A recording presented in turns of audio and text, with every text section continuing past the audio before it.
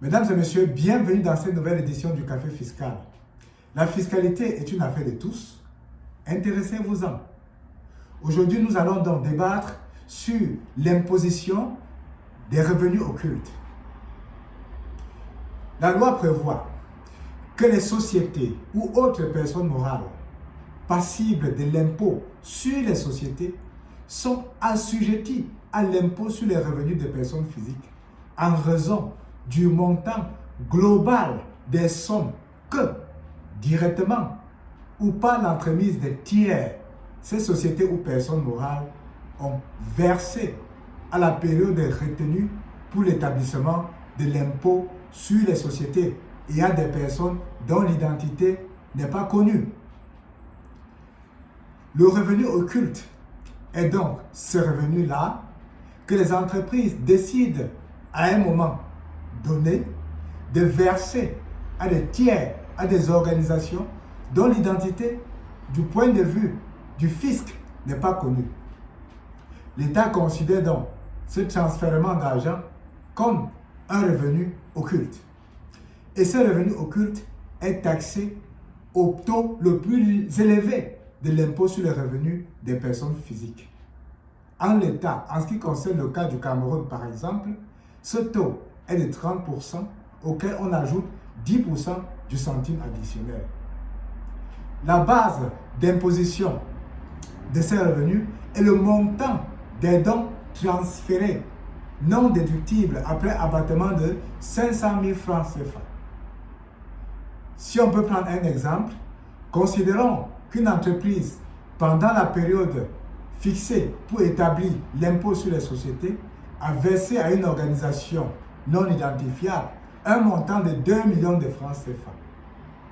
Ces 2 millions de francs CFA, du sens de l'administration fiscale, est considéré comme un revenu occulte. Et donc, sera après abattement d'un montant de 500 000 francs imposé au taux de 33%. Donc, ce revenu occulte de 2 millions après abattement se verra donc payer au niveau de l'administration fiscale un montant de 495 000 francs au titre de l'impôt sur les revenus occultes.